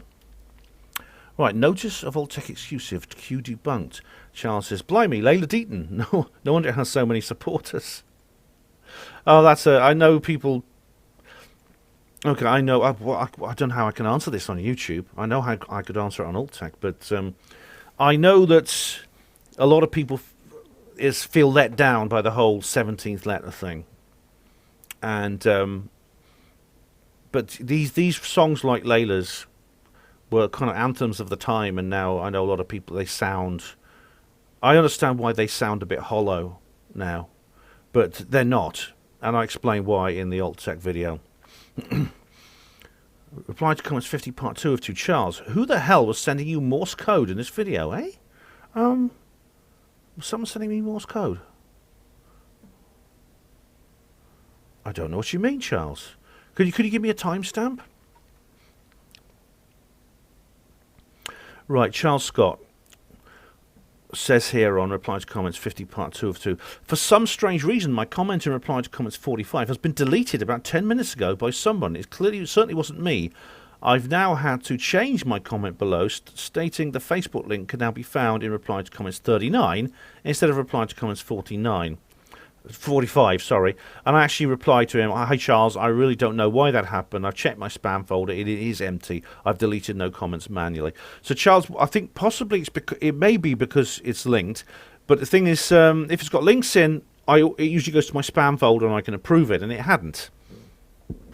I really don't know why that was. And you know what? You're not the only person who experiences that. Comments just vanishing. And indeed, I myself have had comments vanish from other channels. Right, part 2 of 2. Charles said, "I never said I knew David Icke. I came into contact with him through somebody I did know, however, after experiencing Icke when he's not on stage, and he's nothing like the person he pretends to be." Okay. I came in contact with somebody I did know, however, when he's not. Is this somebody you did know who'd experienced Icke when he's not on stage? I've met him when he's not on stage. He's much quieter and shy. He's quite a quiet, shy guy, really. In real life, his favourite activity is just going for long walks on the Isle of Wight. Obviously, his training in the media has given him a skill in public speaking. But I remember you said, what was it you said about him? That he was unpleasant or something. I didn't find that myself. I've not heard. Most people I know who've met him don't say that. I've never spent a long time with him, though. I haven't. Right, it's 2 of 2. Charles says, or you could view it as Marcus Allen overreaching and thinking he could sweet talk an audience, but it backfired on him. Wouldn't it be funny if 2 conferences were happening in the same building and he simply walked into the wrong one? I don't think in the building housing the BIS they would have a moon hoax conference. But as for what you said here, I don't know. I mean, I don't know because I can't read his thoughts. I've known Marcus for a long time, and I found him a personable and a nice chap, likable, and I think he has integrity. But I can't prove that. 2 of 2. Charles from Project Camelot. And it still goes on. Charles Scott, you brought this on yourself. Ben, Charles Scott's real name is... I don't know if I should say that, actually. I'm not going to actually say the name, but he says, which has caused him many problems over the years. So to compensate, he really wanted to be a super soldier and enrolled in my super... Oh, it's Mildred. It's a joke, so I can say. His real name is Mildred. And he enrolled in my super soldier for dummies class. Yeah, but everyone's a dummy compared to you, Charles, aren't they? He barely made it a week before he rigged the wrong election, made a trade deal with the friendly aliens to benefit humanity, instead of the hostile aliens bent on world domination, told Kerry Cassidy that she was hot. I don't think she'd mind that. She is hot, actually. Cleaned up the chemtrails. Oh, that's not bad. Filled in Mel's hole. My goodness me. That must take some doing, because it's about 60 miles deep, isn't it? And brought the Democrats into disrepute. I don't think you need hostile aliens or friendly ones to bring the Democrats into disrepute. They could do that quite well by themselves. He just wasn't up to snuff, so I had to cut him out from the program and he went to pieces. Now you know. That's... Right, well, thank you for clearing that up, Charles. That explains an awful lot. So, Charles Scott, sorry you failed the Super Soldier program, but, you know, there's other things you can do. You know, you can... Anyway, always an old one again. Professor Chris French, MBA Gold. Oh, right, even Frenchie himself thought this was funny. Kevin Green says, well, he'd better be right. After all, if we are wrong, then nothing. But if he's wrong, he's going to have an eternity of well-earned shit to deal with. I do wonder exactly how these guys are getting on the other side, people like James Randi. What's it like for him on the other side? I mean, is he... It's possible he's like Bruce Willis, you know, in Bruce Willis's character in The Sixth Sense. He doesn't know he's dead. He probably wanders around going in and wondering why people won't talk to him. So maybe that's what he's doing. I don't know. It's I don't believe you don't necessarily go through a process where you sort of find yourself somewhere else and think, oh, there is an afterlife after all. I was wrong. No, it's often not as simple as that. You often go through a period of transition. This is from studying psychical research and reading hypnotherapy sessions and things. So I can't prove any of this, but very often people find themselves in familiar situations where they don't realise that they're actually dead. It's very complicated business. Right. Reply to comments 50, part 2 of 2. And David Spencer's Isolation has a name here, which I can't say on YouTube. Gary Robinson's Mozart. He was Austrian. That's right, yes. Einstein. Someone else said Einstein. That's right. E equals MC squared. Lots of famous Austrians. And considering they have such a small population, they produce some remarkable people. Oh, right, this was the... this is a certain misunderstood artist from Austria. And David gives his name here, which I can't say on YouTube. And so I can neither confirm or deny whether that was the person I was talking about. Sorry about that. Bailiffs out of the blue. Ed Kaler. Wow, absolutely absurd. What happened in the end? Well, nothing. I've not heard any more from them. Obviously, the credit bond is still floating around on the stock market, making money for somebody. None of it's coming to me, of course. But there you go. And Ed Kaler says on the same video, haha, Westcott, an ethical approach to debt collection. I've heard they are the most aggressive and even the most violent. You know, I think they're so violent that I think Charles from Project Camelot must be behind them, you know. You pay your debt off or I'll do you, man. I'll do you. I'll slaughter you, you hamburger with legs. Pay your debt off. Oh, here's an old one. Welcome to HPANWO TV. This is one of my first videos. I think it's probably the 5th one I made. It's Ed Kaler says, 12 years. Wow, it's 2009, the video you woke up. You woke up, first ever video. It's actually, I think it's my 4th or 5th. I did a couple of videos in 2008. So it's not my first ever, but it's one of my first. I decided to do like an intro video to my channel. But yeah, this is, I think, Illuminati pyramids in Oxford might be. I think I did a couple in Nottingham, I think, before that, which were my first ones. But anyway, yeah. Ed Kaler says on Illuminati pyramids in Oxford Part 1. This is from 2008, I believe. Looks like you're commenting to yourself on this one. Wait, I can't remember. It's so long ago. And this is the Village film review. God, you're going through my old ones, Ed. Interesting. I watched this before I was awake and dismissed it as dire. Maybe have to give it another go. I would. I really would. Definitely. Yeah. Swine Flu Diary Part 2. Ed Kaler. This is nostalgia, isn't it? In light of COVID-19, why on earth would you eat sardines? I don't know. Did someone suggest that they were like a cure for swine flu? I can't remember. Maybe Ian R. Crane suggested them, because he did a brilliant commentary on swine flu. I went to his emergency swine flu meeting in London. We went up these rickety stairs above a pub. It was like being the Cray twins. Butt wins the NBA. That's an old comedy one. Ed says funny. Oh, thanks, Ed. I'm pleased with that, actually. Very pleased. Don't eat Pringles. No, 133. That's the same with the wheat starch. Yeah, they're vegetarian and vegan. Yeah. This was before its time. Yeah, I was talking about the Pringles thing. Yeah. Ed Kaler, did you ever eat any after that? I noticed you had a nice bottle of wine there. Be hard not to pop a few once you had a couple of glasses.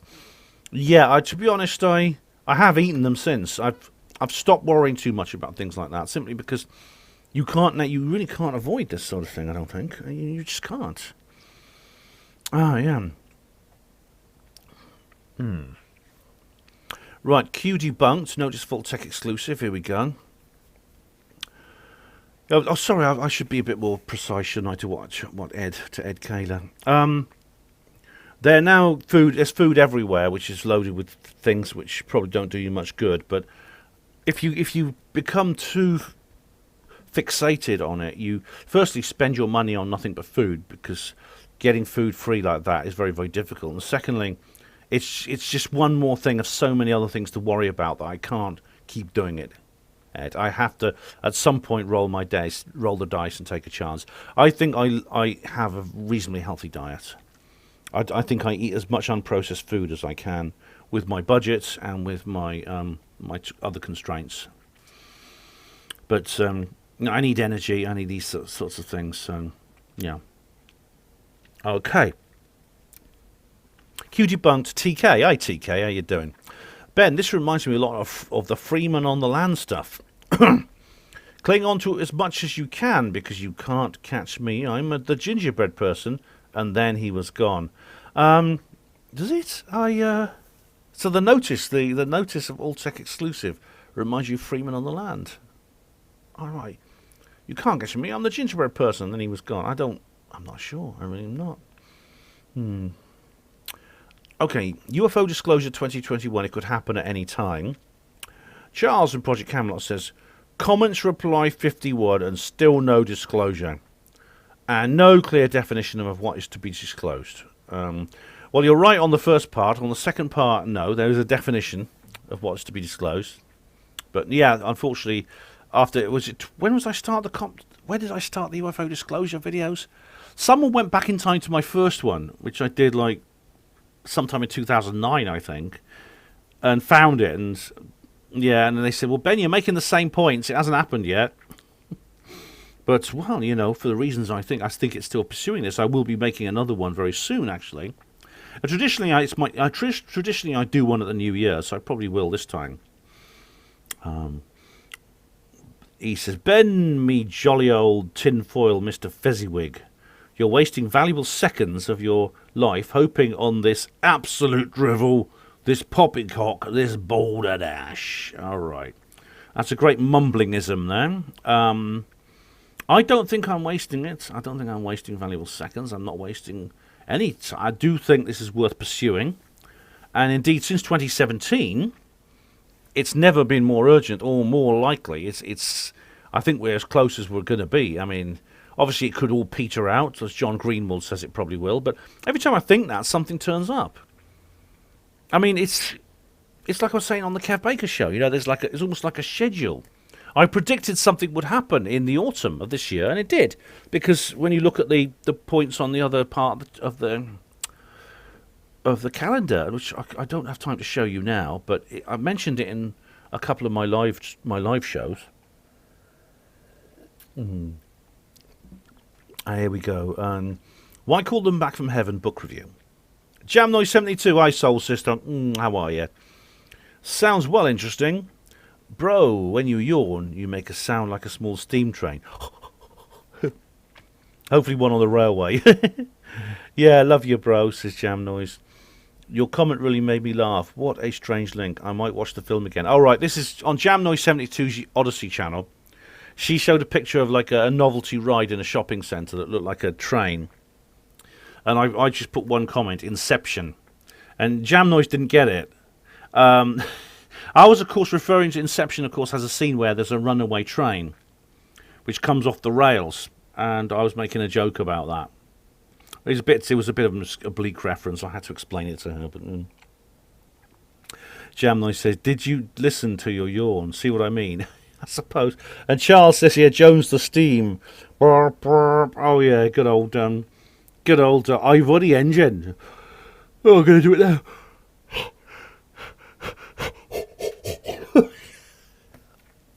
It's just if I get the yawns, and I do, when I'm talking like this, several things happen. I cough, I sniff, I get the yawns. What's the other one? I get dry mouth, I'll have to lick my lips, things like that. So that's when I'm talking a lot like I am now. But I don't want to sit there going, like that. I don't want to do that. I want to I have to have a speed yawn. One which I can get out of the way. So I go as a sort of speed yawn. That's where that came about. Yeah. I don't normally yawn like that. I normally yawn like the way I just did. Anyway, same video, Why Call Them Back from Heaven book review. Charles says, very good. This is what people want. The whole UFO disclosure, absolute rubbish. Well, it's not, though. Has run its course and isn't going to happen. Oh, I will hold you to that, Charles. I will hold you to that. There is another video along that lines coming in the new year. The Jonesian take on what you are really interested in, and diversifying the content makes us gigglingly happy. Oh, you know, Charles, I will... Honestly, I am actually doing a lot of that. I mean, I think I am very much a generalist. I don't just cover UFO disclosure, I cover all kinds of subjects. And so I do try to provide a lot of variety for you guys. Seeing as you're interested in cryonics, then may I suggest you review the horror novel Heads by David Osborne, 1985, dealing with rich people who went through the process and got exactly what they wanted. Or not, as the case may be. Right, Heads by David Osborne, right. Right, let's have a look.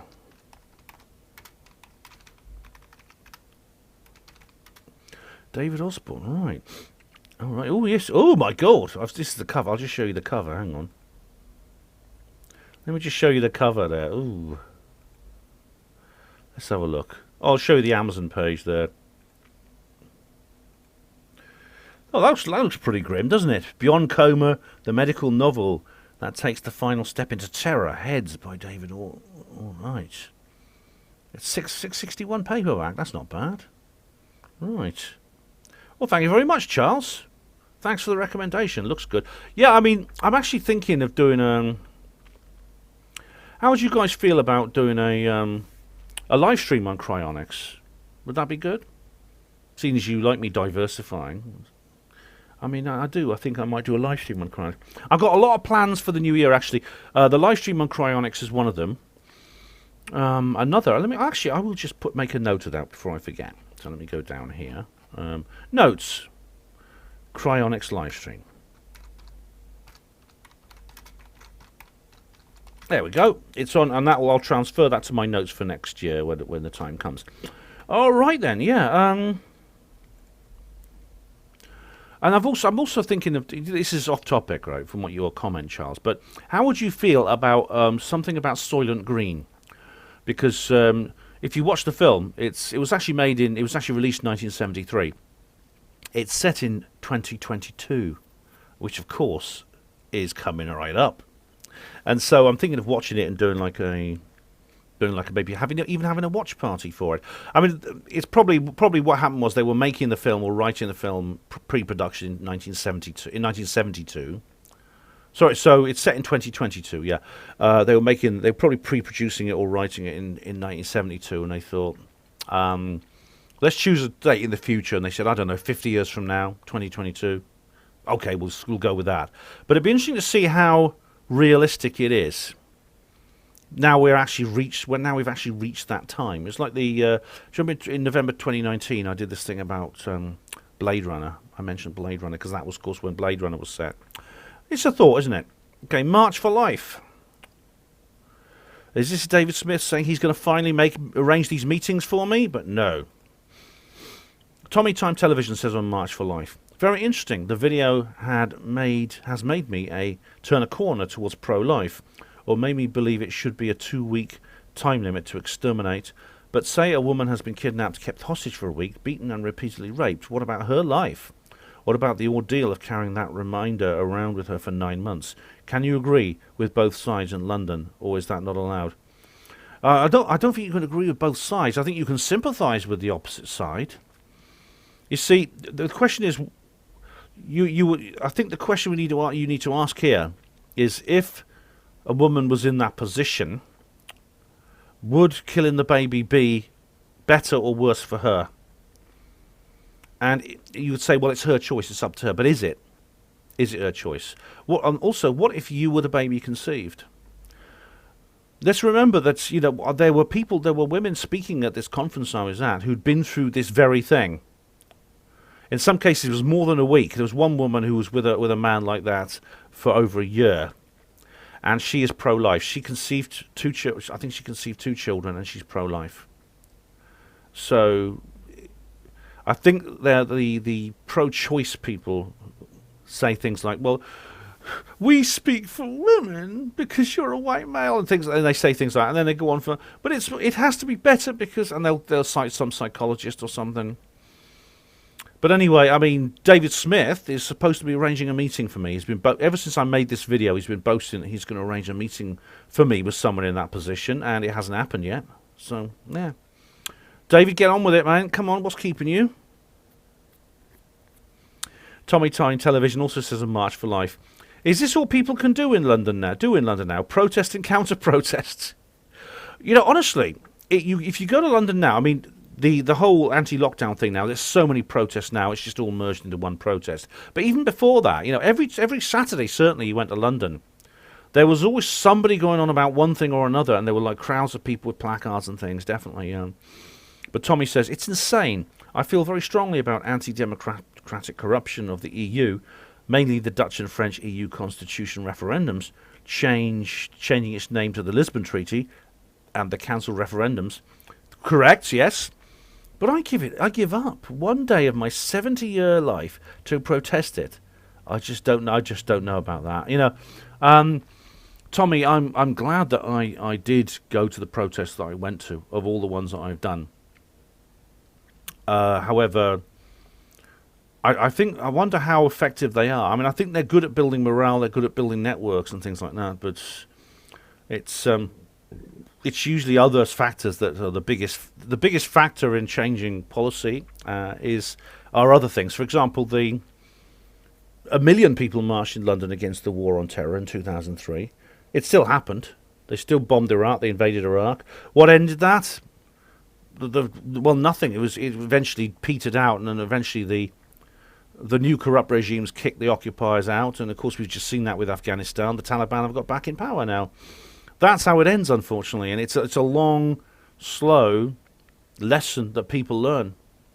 All you can do is what you can, and sometimes just going to London and making a lot of noise could be the only thing you can do. That could be the only thing within your power. And so it's always worth a try. Yeah, who knows? We don't know exactly what effect it had, but it seemed like it didn't. Is Paul McCartney dead? This is an old one. Yeah, the answer is yes to that, by the way. Social dilemma. Oh, is that Trevor? Is that Trevor Murray? It is. Hello, Trevor. I recognise his face. He's got an avatar. It's his face. Hello, Trevor. Trevor is my co-host on Third Rail Radio, if you ever want to listen to that. It's on HPANWO Radio. Bill Shepherd, who plays the role of Paul McCartney, is also the person behind the characters of Vivian Stansel and Phil Ackrell. Right. I don't know who they are. Let's have a look. I'll just Google them.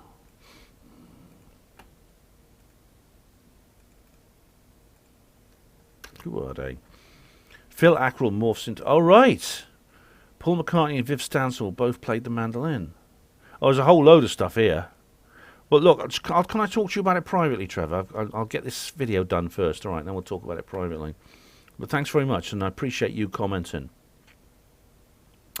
Okay, March for Life. Tommy Time Television again. He's clearly thinking deeply about this.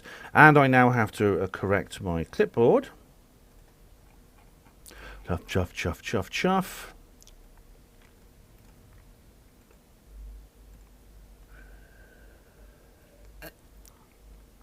I've only ever heard the raped argument, quote unquote, and it grabbed me. But this has been so much more insightful. Thanks for being so informative and rational, Ben. This has changed me to pro-life. Hey, Tommy, thank you. You're very welcome, and thank you very much. I'm glad this really had an impact on you. I obviously put my message across properly. I like to do that. Obviously, I cannot debate a pro-choice person. It's just not possible. Because all they do is they hit you with the ad hominems, white, straight male, etc., etc., or they say they're going to make arrangements for meetings, like David Smith says, and it hasn't happened. David Smith did actually, to be fair to David Smith, he did actually try to put forward a few rational points, which I believe I addressed. Most people don't do that. David Smith is actually quite rare, and he's actually it's admirable what he did actually, that he didn't just go for the usual lines. So having a debate about this is a very, very difficult thing to do. It's very difficult to arrange any situation in which people are willing to address this calmly and sensibly and politely.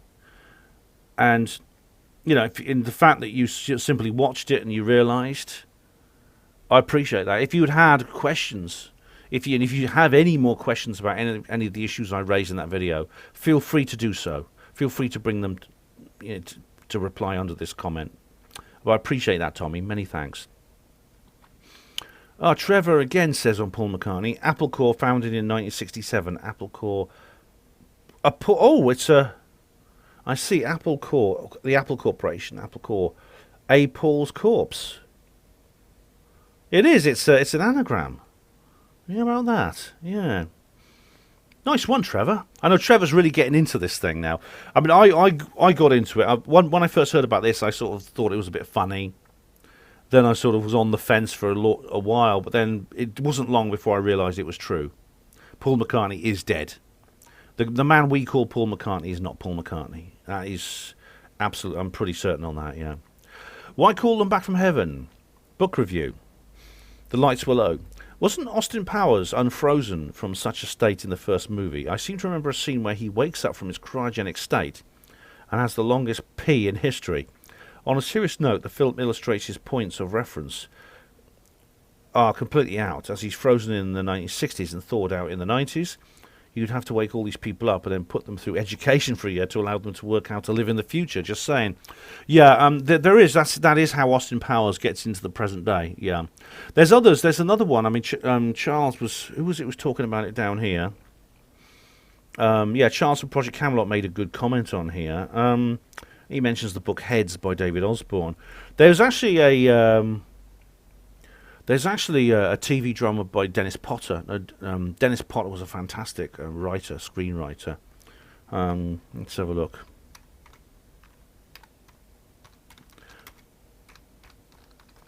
Cold Lazarus. It was called Cold Lazarus.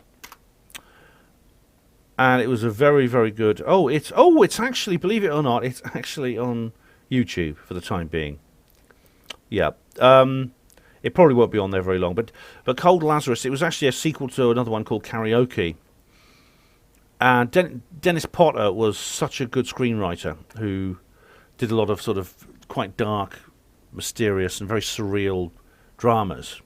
The singing detective, And Karaoke, which I mentioned. Cold Lazarus is a sequel to Karaoke, because what happens is at the end, the main character in Karaoke is then put into cryogenic suspension and revived several centuries later in a futuristic science fiction world. And it's extremely good. Frances Delatour is in it, and she's very, very good. It's funny, it's darkly funny, it's amusing, it's satirical, and it is very, very, very unwoke. It is politically incorrect in the extreme. So please do watch it. But Cold Lazarus, yeah, he wakes up, he's literally a frozen head. I mean, the term Cold Lazarus refers to cold, meaning, of course, the cryogenic process. And Lazarus is, of course, the individual in the one. I think it's mentioned in all the Gospels, actually, whom Jesus brings back to life in the Bible. And so it's kind of a metaphor for the whole cryogenic movement. But yeah, it's seriously someone like Austin Powers, or even someone like Woody Allen's character Miles Monroe in his brilliant comedy Sleeper. That illustrates the point, because someone who is thought out in the future would be living in a very, very different world. Imagine someone, say, from the 16th century, who just suddenly appears in today's world. They would find it almost unrecognizable. Not just in terms of technology and things like that, but in terms of society, the way we speak, the way we act, our clothing, social mores, things like that. They would find it almost unrecognizable, and they would have to go through a very steep learning curve. And indeed, Woody Allen's character finds that is the problem when he is revived in the 23rd century, whenever it is. He's like 200 years after he's put into cryogenic suspension. He's frozen. He goes in to have his tonsils out in 1973, and wakes up in 200 years later in a world he can't recognise. It's a very good sleeper, a very good comedy. Even if you're not a Woody Allen fan, you might like that. The Lights Below says on the same video, is Frost a pun? Yes, I didn't realise that, but you actually, now you commented, I mentioned it. He's called Daniel Frost, the main character, and I think that might be they gave him that name as a kind of joke in the book. Okay, Q debunked. David Smith says, Ben, I listened to this, and I still have no idea where there's good evidence pointing to any of it being true. It's just another claim, conjecture and story fest. Of course I could be wrong, but there is some good evidence that appears to be crazy talk. Exactly how long these beliefs will persist with little to back them up. David, as I explained in the Alt Tech exclusive, I have to be careful what I say because we're on YouTube. I put together a case for why I think this 17th letter is real. It's to do with the behaviour of the supposed victors in the most recent election in a North American country. It's to do with the behaviour of President Trump. It's to do with a lot of other things I mentioned. Indeed, there is some conjecture, but I think there's a theoretical model here. If the 17th letter is not real, it means that every single rich, powerful person is either working for the bad guys or they're indifferent. I mean, how realistic is that? David goes on. Will you be making similar videos 10 to 20 years from now, referring to politicians you thought were good and going to change things, only for them to have made almost no difference? People proclaiming this, and I'll answer that question first. The answer is you maybe you don't have to wait 10 or 20 years though, David, because I've done it already. I'm off the Boris train now. Boris Johnson has shown himself to be not what he used to be. I mean, people have said how much he's changed. For whatever reason, he was on his way to becoming Britain's Trump. I mean, his stance over Brexit was exemplary, and I'll never forget. I'll never stop thanking him for that. But straight after that, he almost merged almost seamlessly with the mainstream state. He became just another prime minister who's a little different to the others. It's almost like he went to the globalists, knocked on the door and said, hello there, I'm sorry I was so disobedient and all that sort of thing last year. Do you mind if I come back in? And they'll say, yeah, of course, Boris, come in. Welcome back to the fold. hey, we've got some great things coming up in the following year. You just wait. It's all we're going to tell them there's a virus and a V word and things like that. You want to go along with that? You want to help us with that? He'll say, oh yes, certainly, I'll be right on board with that. He could not. He didn't have to do that. He could have stood up to the C-19 thing, and he didn't. So you don't have to wait 10 or 20 years. I've already changed my position on a particular politician. And of course, Caroline Stevens will be saying, "Told you so, Ben." The thing is, if she was speaking to me, the thing is though, well, Caroline, I think, was wrong in that she said Boris was always like that, and he wasn't. It looks like Boris is not going to last much longer as Prime Minister. With all his ass-kissing of the globalists, he's going to be out on his ear. And he deserves to be removed. He's not fit for leadership. But what's the point? I mean, he's only, as I think I mentioned this on my last video, who's going to replace him? The only people lined up to replace him are far worse than him. Anyway, David goes on. People proclaiming this, that, and the other, only for them to amount to nothing. Well, in some cases, Trump, though, is clearly still free. Putin is still free. So, what, are they going to go down the same route? There's no sign of it yet. David goes on. Talk about civil wars here, there, and everywhere, only for it to never to manifest. Will it all be because the New World Order has managed to get back in control every time something doesn't go the way you want it to? Anyway, pride and dignity. Well, pride and dignity, David, and obviously I can't say that that's not going to happen. There are no guarantees. There are no guarantees the New World Order will simply, completely regain all the control they lost. And 2016 was just a momentary blip. It was an aberration. It was a little bump on the rails that the train has now moved on from. I can't guarantee that's not the case. But based on the, again, I've got to be careful what I say, based on the current manic desperation with which the New World Order agenda is being accelerated, I would say that's not the case. And indeed, I make that point in my 17th letter video on alt tech. That they are rushing. They're rushing to get everyone on databases, and they've come up with this excuse, this thing I can't mention on YouTube, and they want you to take the V word. Not probably, maybe it's because there's something in the V word, but it just gets people onto a database. So even if the V word is coloured water, it gets people onto a database, which is the objective. Right. Checkpoint has made a comment here, which I'm going to save because I want to save this for the end.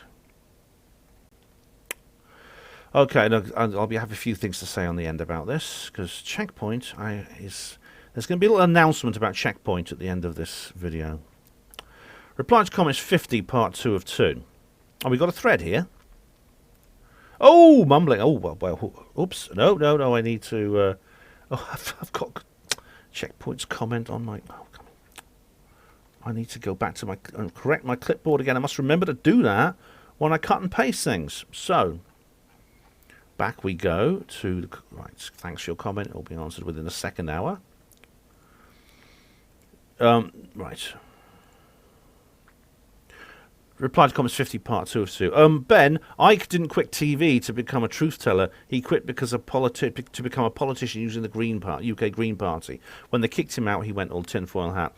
Well, according to it doesn't have to be like this, and in the light of experience, those two things actually were concurrent. So by the time he was kicked out, he'd been moving. He was still a Green Party guy then.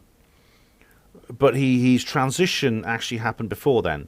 He actually mentioned his transition from tinfoil, from Green Party guy to tinfoil hatter, took place in 1990 when he was presenting the snooker. He actually mentions that he was presenting the snooker at the time. He describes it in great detail in the light of experience. He was actually He was actually at the Kensington Hilton where they were putting him up. And for a couple of months before then, he'd had this feeling that there was a presence around with him, and so he was staying in Kensington. He was staying at the Kensington Hilton, and then basically heading up to BBC Television Centre in Wood Lane, which is somewhere in that area, and back again. And all this time he had this presence with him. So he didn't quit TV to become a truth teller, but he was a truth teller while he was on TV. As I explained before to someone else who brought this up, I think it was in The Lights Were Low. You know, he was kicked out of TV. He was kicked out of the BBC. But you know, no one gets kicked out of TV unless they want to. If you're famous, you have a face, you'll find work, very lucrative work too. And Steve Mumbling says here underneath. Yes, he's back. Steve Mumbling. Ben has been told this over and over again. He could check this for himself in 5 minutes on the internet. As I've said before, he's not interested in the truth. The truth is boring. There's no ET activity. There's no reptilians. No secret space program. Secret space program 9/11. 9/11 was just a few terrorists. NASA did go to the moon, etc., etc., etc. He has to ignore the truth in order to perpetuate his science fiction hobby. Ben is perpetuating the truth embargo. Everything he says is science fiction rubbish. Oh, you know, when you returned from your long hiatus, Steve, I hope you'd have done so with a more original comment.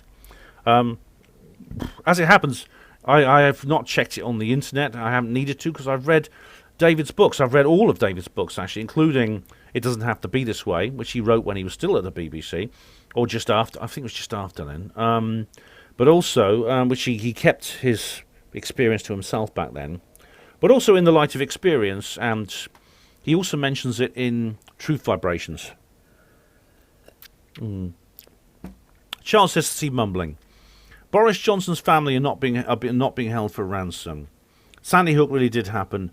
5G isn't going to kill us all. UFOs are not falling out of the sky, and they aren't made from industrial waste. The C-17 Hercules class can't fire ordnance, and neither were they in a firefight with aliens over the skies of Wales.